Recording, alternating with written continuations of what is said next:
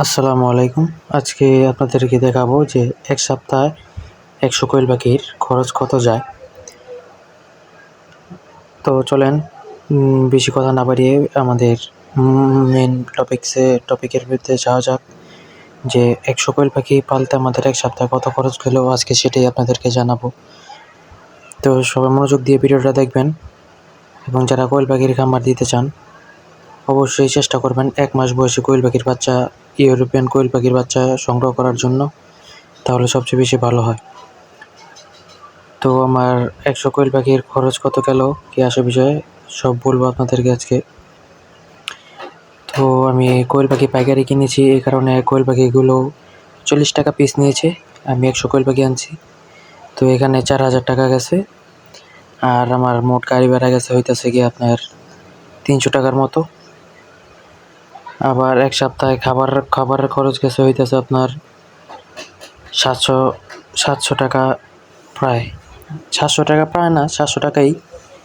এই ৭০ টাকা কেজি আদার। তো আমি ১০ কেজি আনছি। এক সপ্তাহের মধ্যে ১০০ কোয়েল পাখির জন্য এক সপ্তাহে ১০ কেজি খাবার লাগে। তো সবসময় চেষ্টা করবেন মানে খাবার দিয়ে রাখার জন্য। খাবার শেষ হইলে আমি একটু পরপর মানে আইসা দেখি, খাবার শেষ হলে আবার খাবার দিই। কারণ এখন ওদের উঠন্তি বয়স, বা তো এখন যদি খাবারের ঘাটতি বা কোনো খাবার কম খাওয়াই বা পুষ্টি না পায়, তাহলে কিন্তু ওরা বড় হয়ে বা ৪৫ দিনে ডিম দিতে পারবে না। আমাদেরকে খেয়াল রাখতে হবে এই। আর পানি, খাবার সবসময় দিয়ে রাখবেন, তাহলে মানে যখন ডিম পাড়ার সময় হবে ৪৫ দিনের মধ্যে পাখি ডিম পাড়ে, এর আগেও ডিম পাড়তে পারে।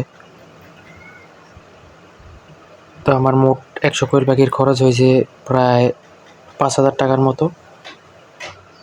যারা কোয়েল পাখির খামার করতে চান অবশ্যই ১ মাস বয়সী বাচ্চা সংগ্রহ করার চেষ্টা করবেন। আর যাদের ভিডিওটা ভালো লাগছে অবশ্যই একে লাইক করবেন এবং কমেন্টে বলবেন। যদি কোনো ভুল ত্রুটি হয়ে থাকে সবাই ক্ষমার দৃষ্টিতে দেখবেন। আর আমি নতুন, সবাই আমাকে সাপোর্ট করবেন যাতে আমি আরও দূরে এগিয়ে যেতে পারি। আর আপনারা কমেন্টে যদি আমার কোনো ভুল হয়ে থাকে অবশ্যই কমেন্টে বলবেন। সামনের নেক্সট ভিডিওতে আমি সুধরে নেওয়ার চেষ্টা করব। সবাই ভালো থাকবেন। আসসালামু আলাইকুম।